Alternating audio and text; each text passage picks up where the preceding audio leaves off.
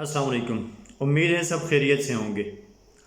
آج کے لیسن میں ہم پڑھیں گے مخرج نمبر 4 کیا ہے اور اس سے کون کون سے حروف ادا ہوتے ہیں، اور جو حروف اس سے ادا ہوتے ہیں ان کو ادا کرنے کا طریقہ کیا ہے۔ تو آئیے شروع کرتے ہیں۔ مخرج نمبر 4، ادنائے حلق، یعنی گلے کا وہ حصہ جو منہ کی طرف ہے، اس سے 2 حروف ادا ہوتے ہیں، غین، خا۔ غین کو اگر متحرک پڑھا جائے تو کیسا پڑھا جائے گا؟ آئیے مشق کرتے ہیں۔ غین زبر غ، غین زیر غی، غین پیش غو، غ غی غو۔ اور خا کو کس طرح ادا کیا جائے گا؟ خا زبر خا، خا زیر خی، خا پیش خو، خا خی خو۔ غین اور خا ادنائے حلق سے ادا ہوتے ہیں۔ یہ گلے کا وہ حصہ ہوتا ہے جو منہ کی طرف ہوتا ہے۔ ان 2 حروف کے اندر ایک خصوصیت یہ ہے کہ جب ان کو ادا کیا جاتا ہے تو منہ بھر کے آواز آتی ہے، یعنی ان کو پر پڑھا جاتا ہے، موٹا پڑھا جاتا ہے۔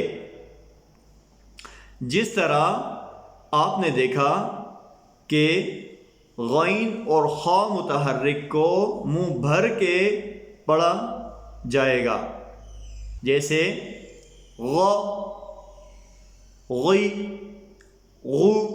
اگر اس کو غ، غی، غو پڑھا جائے گا تو یہ مخرج کے لحاظ سے تو ٹھیک ہوگا، لیکن مکمل ادائیگی کے لحاظ سے یہ درست نہیں سمجھا جائے گا۔ لہذا غین اور خا ان دونوں کو ادا کرتے وقت منہ بھر کے آواز آنی ضروری ہے۔ ایک اہم چیز، اگر ادنائے حلق یا غین اور خا کا مخرج معلوم کرنا ہو اور کسی کو یہ پتہ نہ ہو کہ اس کا مخرج کون سا ہے، تو مخرج پتہ کرنے کا طریقہ یہ ہے کہ غین کو پہلے ساکن کیا جائے اور اس سے پہلے حمزہ متحرک لایا جائے، تو اس طرح ہوگا اغ، اغ، اغ۔ جس جگہ پہ ہماری آواز رک رہی ہے وہ جگہ غین کا مخرج ہے۔ اور اسی طرح جب خا کا مخرج معلوم کرنا ہو تو اس کا طریقہ بھی یہی ہے کہ خا کو ساکن کر لیا جائے اور اس سے پہلے حمزہ متحرک کو لایا جائے۔ اخ، اخ، اخ۔ غین اور خا کا مخرج معلوم کرنے کا طریقہ سیکھ لیا۔